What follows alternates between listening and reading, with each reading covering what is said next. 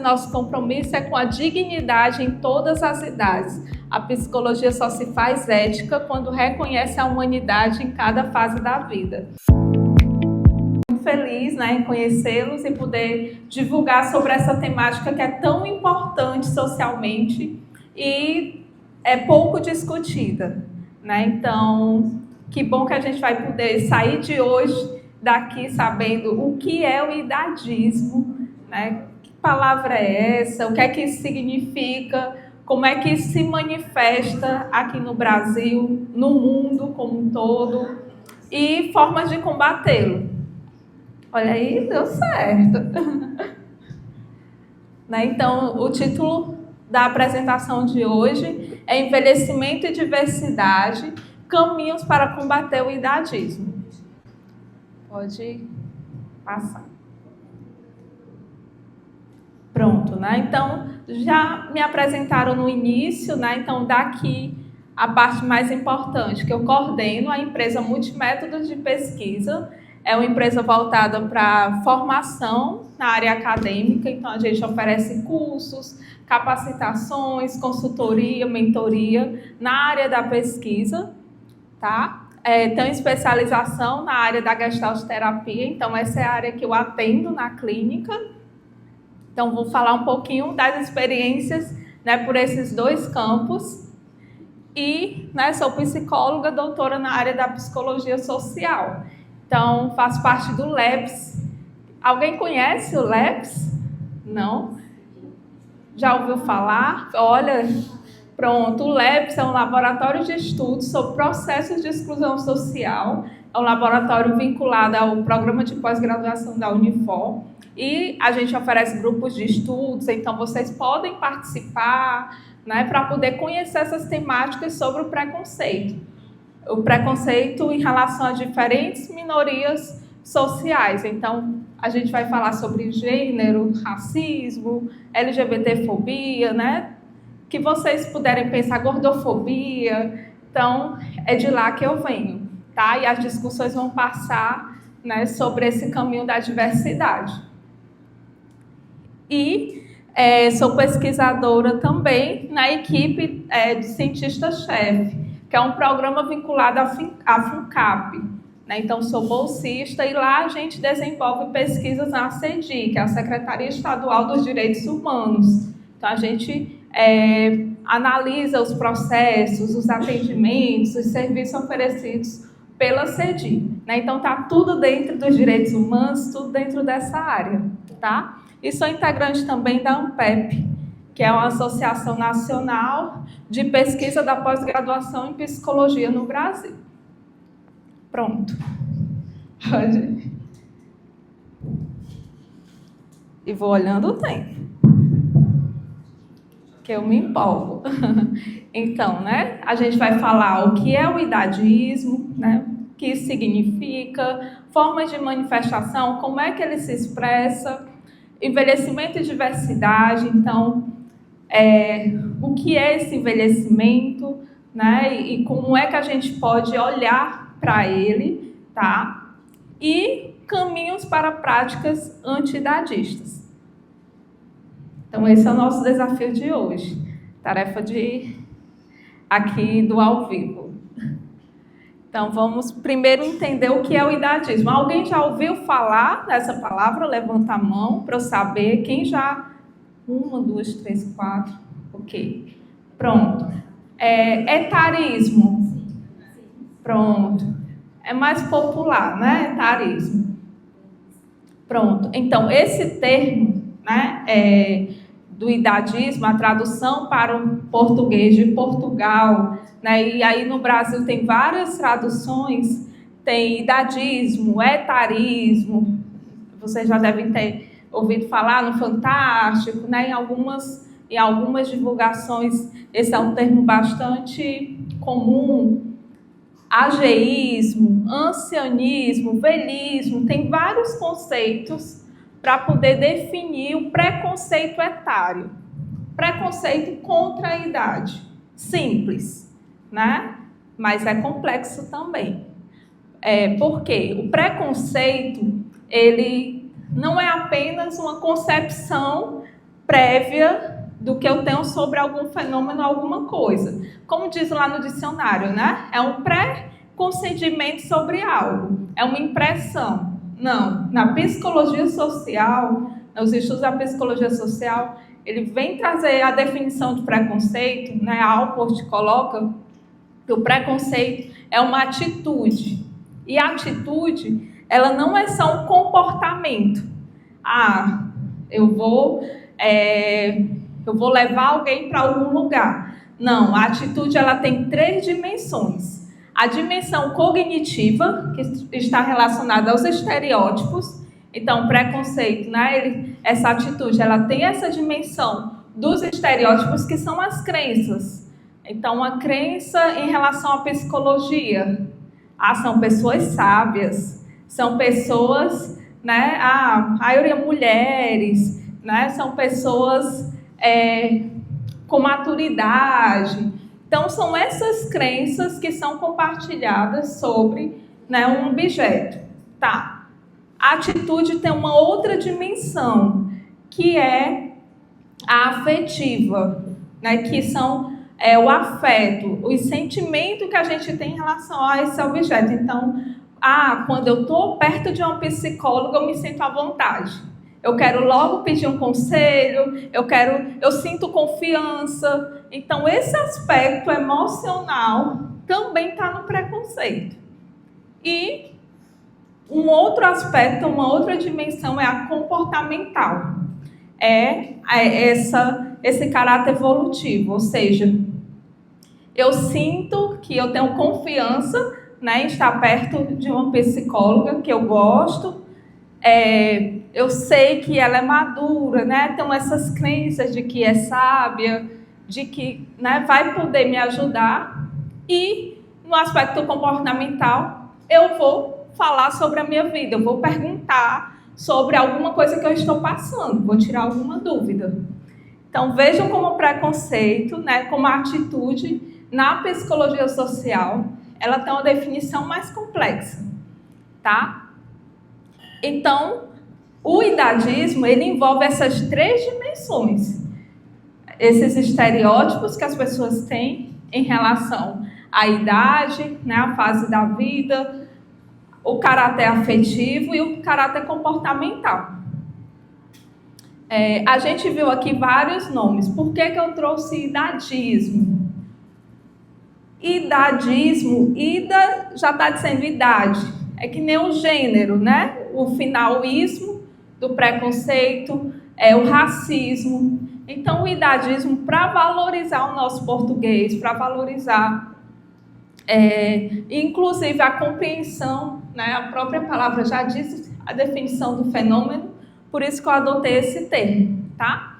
Mas, né, existem outros que também se referem ao mesmo fenômeno, à mesma definição, tá? E enquanto preconceito, né, o idadismo, ele é um fenômeno estrutural, ou seja, a gente não olha o preconceito como um caso isolado, né? Não, fulano foi preconceituoso, não, os outros têm preconceito, eu não tenho. Não, ele é estrutural. Então, quando a gente nasce, a gente já é inserido nesse meio, né? Então, as mulheres, o estereótipo de cuidar, né? De ter paciência, né? Então, a gente vai internalizando durante a vida esse preconceito. Então, ele é estrutural, tá? Assim como as outras formas de preconceito, que a gente vai aprendendo na mídia, vai aprendendo em casa, vai aprendendo nos diversos locais que a gente permeia.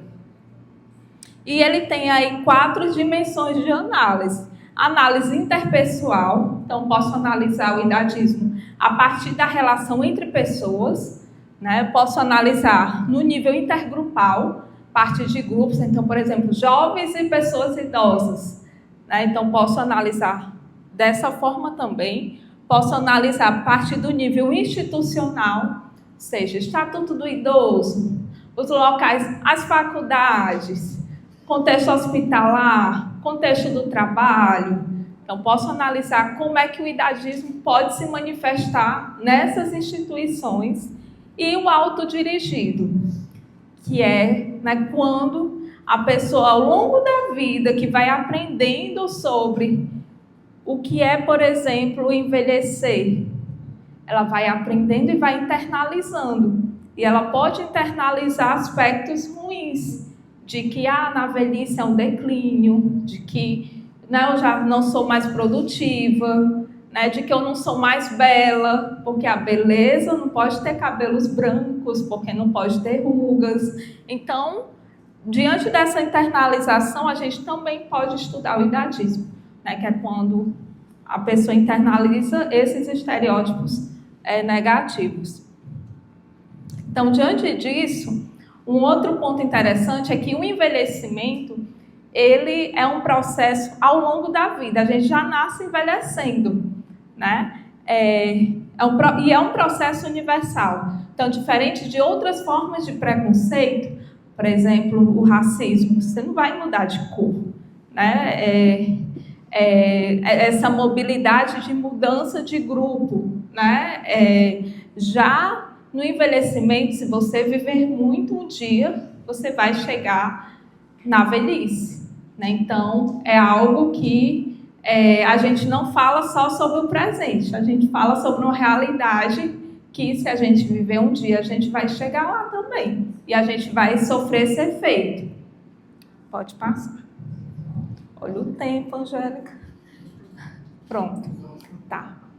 Então, enquanto conceito, o idadismo, ele faz parte de todas as etapas do desenvolvimento humano. Na infância, na adolescência, vida adulta e na velhice. Na infância, por exemplo, tem alguns exemplos que quando é pequeno, aí a pessoa adulta diz: aqui não é conversa para você. Muitas vezes as crianças são silenciadas, não são ouvidas, ou então a criança mente, e às vezes a criança não está mentindo. Então, a voz da criança, elas são consideradas incapazes, são consideradas imaturas. E isso acaba que, num grau elevado, elas são desconsideradas. E se a gente for levar em dimensões maiores, como a gente está vendo hoje em dia, de crianças que, em lares, crianças que estão trabalhando, que estão nas redes sociais, a gente viu o caso da adultização. Então, imagina o que é você pegar uma criança e você fazer o que quiser com essa criança, sem respeitar o período, sem respeitar os desejos, o que ela está sentindo.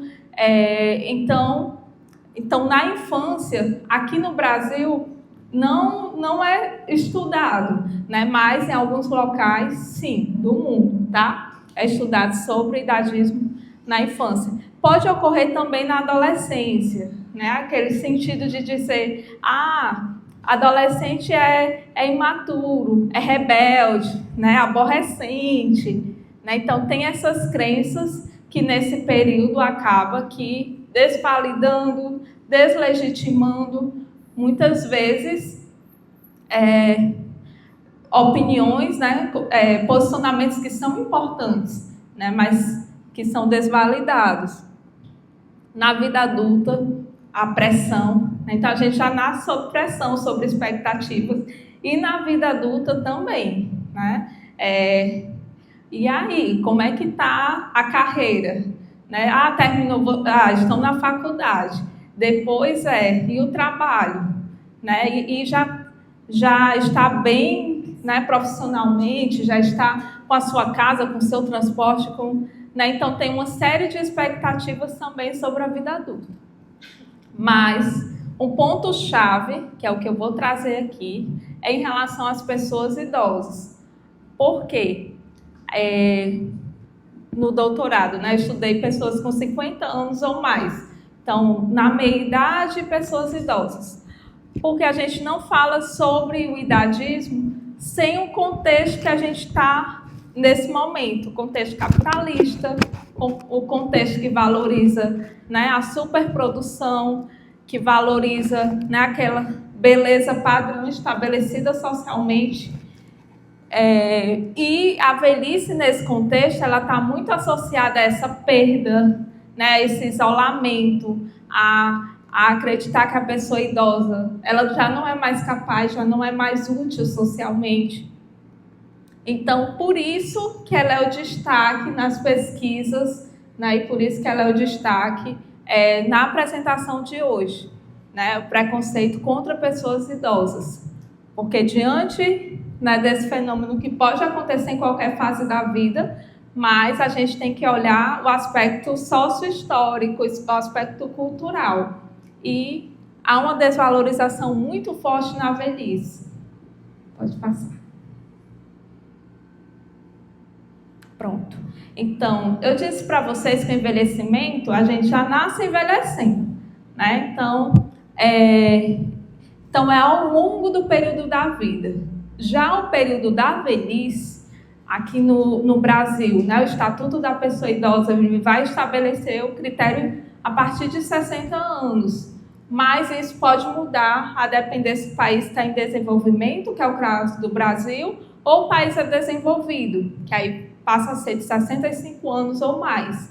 Tá? Então, vou trazer aqui o marco do Brasil, que é o contexto que a gente está, que é a partir de 60 anos. Então, estamos todos no processo de envelhecimento, né, mais pessoa idosa a partir de 60 anos. Tá? E esse construto pessoa idosa não é apenas um critério etário. 60 anos, pronto, é idosa. Não. Existe até o próprio termo, gente, ele surgiu na França no final do século XIX para dar dignidade às pessoas que tinham uma condição financeira mais elevada e antes eram chamadas de velhos. E aí não, a gente precisa formular um outro termo, porque esse termo é muito pejorativo. Então, pessoa idosa surgiu nesse contexto de dar dignidade a um contexto, né, a um grupo social que tinha uma renda maior. Por que eu toco nesse assunto? Tá, não é só o critério, o termo já traz uma forma de dar dignidade a um grupo social específico, né? E existiram outros termos, e até hoje as pessoas colocam outros termos, como melhor idade, idade dourada, né? Ah, não, a mente que é velha, a mente é nova, né? A idade tenta fazer essa dissociação entre a mente e o corpo. Então, assim, tem vários termos para romantizar esse processo da velhice. Melhor idade, aí eu vou lá no CRAS, entrevistar pessoas idosas, aí diz, melhor idade o quê, minha filha? Eu vivo com um monte de dor em tudo que é canto, né? Que ironia é essa? Então, assim, é uma forma de maquiar processos, né? Então, aqui a gente não vai negar os aspectos biológicos. O preconceito, ele vem com outro teor. Não tem uma escala de discriminação, de idadismo que a gente aplica a pessoas idosas. E aí, não é só dizer, dizem que você é surda, né, que tem dificuldade de ouvir. Não é só isso. Porque, às vezes, a pessoa tem dificuldade de ouvir, né? Mas, no primeiro contato, as pessoas já falam gritando, já pensando que você tem dificuldade de ouvir. Ou seja, olhar para aquela pessoa e já deduzir uma série de declínios, de achar que a pessoa não vai compreender, de achar que a pessoa não vai escutar bem. E a gente sabe que o processo de envelhecimento é diferente. Então, a gente sabe que tem gente com 60 anos que está com um tipo de capacidade funcional. Tem gente com 40, né, que está de uma outra forma. Então, a gente não pode olhar para a pessoa e já julgar o aspecto físico, cognitivo dela. Né? A gente conhece, aí, a pessoa tem essa limitação e vai se ajustando. Isso em qualquer fase da vida. Então, diante desses aspectos biológicos, sociohistóricos e culturais, a gente percebe esses estereótipos relacionados à pessoa idosa. Né? Então, e aí a gente vai ver que isso vai se diferenciando, mas essa tentativa do anti-envelhecimento. Então, vamos fazer botox. Mas é problema fazer botox? Não, gente. A questão não é o problema fazer botox, a questão é o quanto de procedimentos que as pessoas fazem e que não vão atingir ali um ideal, né? Para poder se sentirem aceitas, para poder se sentirem belas. E na fase da velhice, principalmente, né? Então, quantas mulheres, não, eu fico loura, mas eu não fico cabelo branco, né? Então, vai pintar de louro, vai tentar fazer uma série de coisas que, inclusive, atinge a própria vida. Quantas pessoas morrem, né, se arriscando a procedimentos que não era para ser feito, mas que, por uma cobrança social, acaba se colocando, tá? E ele pode se manifestar de forma hostil, né? Então, as pessoas irem lá e comentarem mesmo de forma aberta, né? De seu velho, de insultar, de menosprezar, mas também de forma benevolente. Então, diante da lei, diante das normas dos direitos conquistados, hoje as pessoas não... É mais difícil chegar e já falar assim abertamente com uma outra pessoa. Ela pode ser repreendida, né? A gente não quer ser vista como eu sou preconceituosa. Não. Então, existem outras formas mais sutis do idadismo acontecer. Então, pode deixar, mamãe, que eu cuido do seu dinheiro, né? E tirar totalmente a autonomia dela. Pode deixar coisas que aquela pessoa poderia fazer, mas que você já tira na totalidade, né? E isso segrega, e isso também é idadismo, que entra nessas sutilezas, tá? Os elogios, aquela fala infantilizada, a pessoa vê uma pessoa idosa e já, olha que bonitinho, olha uma bebê. Gente, não é uma bebê. Até a profissão, né, de cuidadora de pessoa idosa, se você for perguntar e dizer a mesma coisa, não é. Começar pelo peso. Não é o mesmo peso, não é a mesma coisa. Aquela pessoa, ela já passou por uma série, né,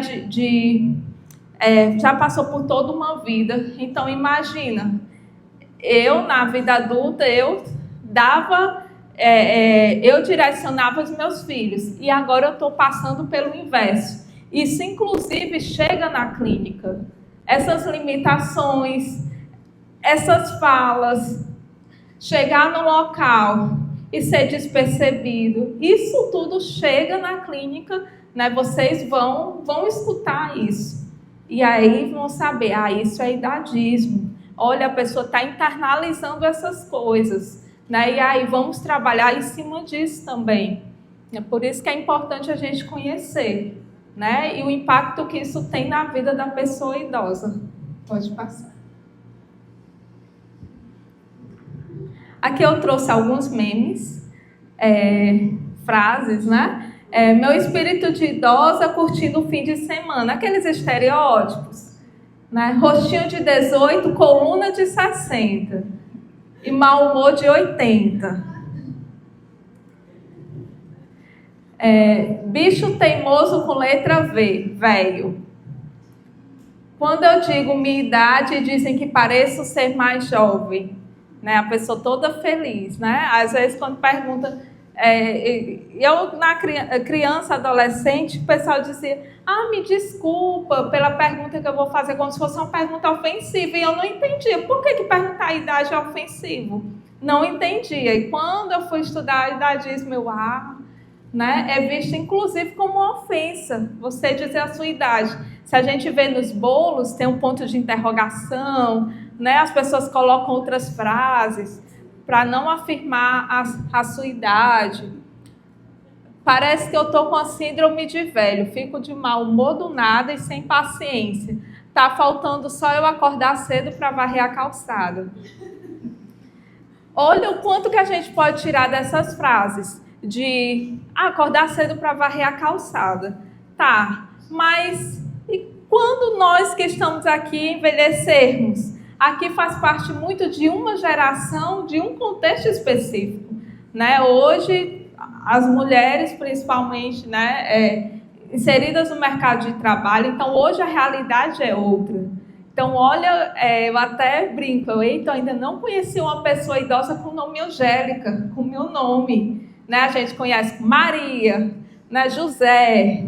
Então, até os nomes, a gente vai ver o impacto da geração, né, daqui uns dias, né, os nomes diferenciando. Então, vejam que a velhice, ela tem esse contexto, esse marco temporal, geracional, né, a inserção da tecnologia.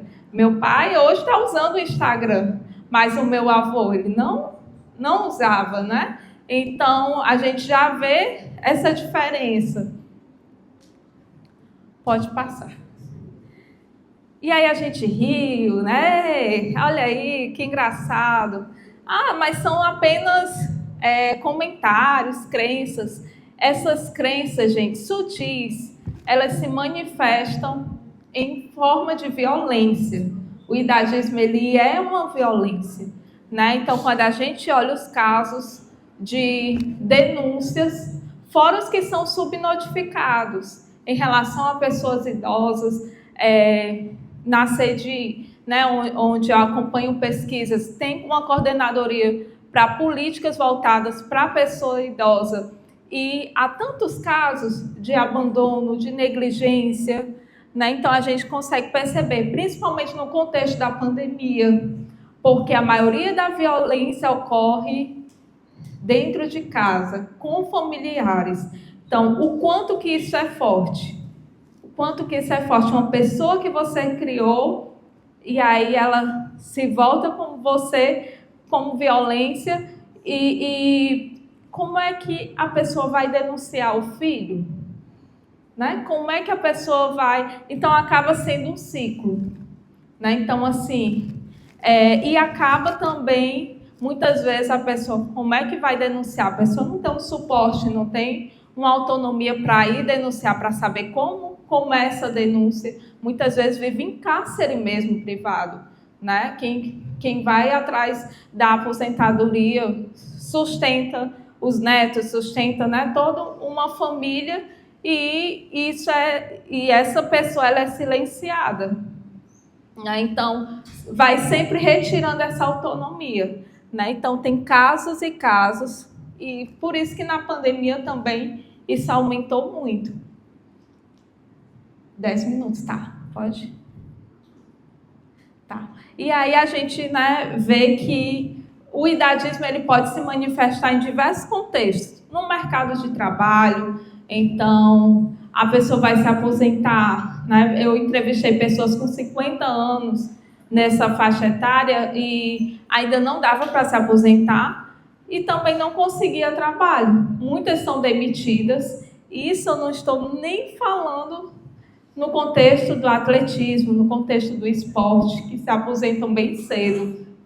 Modelos, por exemplo, né, que hoje está tendo um movimento ainda de né, trazer uma visibilidade de beleza diferente, mas ainda é escasso. Então, assim, e aí tinha pessoas idosas falando, eu tenho faculdade, eu tenho profissão, está aqui o meu currículo muito bom, mas querem me mandar para estar no acolhimento, para eu estar fazendo outro serviço que não é da minha competência. Então, muitos casos, muitas pessoas são demitidas e essa reinserção no trabalho acaba sendo muito difícil, né, por conta do idadismo nesse contexto. Na área da saúde, né, então, nos hospitais, escolher os procedimentos, vocês acompanharam na Itália, né, no contexto da pandemia, então, quem vive, quem morre, né, então, e quando a gente se fala em vida, né, toda vida é importante para salvar. Então, numa escassez de recursos, a gente vê o quanto que as pessoas idosas são, né, são excluídas. Na área da tecnologia, então, se deve ter preparações, treinamentos para a inserção dessas pessoas também nesse contexto, né? Então, fica sem paciência para ensinar. Essa incapacidade biopsicossocial, que é a incapacidade que a gente já vem conversando aqui, né? De retirar essa autonomia nas relações familiares, que acontece muito, essa retirada da autonomia, essa dependência. A pessoa idosa, hoje já é a consulta, a pessoa nem diz, né? Não pergunta, não solicita, vai, né, só direcionando a vida daquela pessoa. Pode passar. Conflito intergeracional, então, né, de entender os processos diferentes que aquela pessoa está passando. Minha avó, ela tem 93 anos, é a que estava na capa e que vocês vão ver em alguns slides mais na frente. Ela mora lá em casa. E tinha uma bebezinha que ela ficava com receio dela. E eu via que ela não via muitas pessoas idosas. Então, para ela ver as rugas, meio que ela se assustava.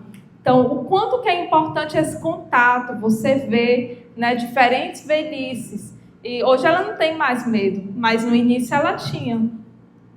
Sexualidade na velhice. Quantas pessoas idosas não são diagnosticadas, né, com alguma doença sexualmente transmissível, por achar que, não, na velhice não pratica mais atividade sexual, né? E aí acabam não vendo algum diagnóstico precoce por conta dessas crenças, né? Ou de achar que não, que vai casar de novo nessa idade, né? Então, como se a pessoa tivesse deixado de viver, né?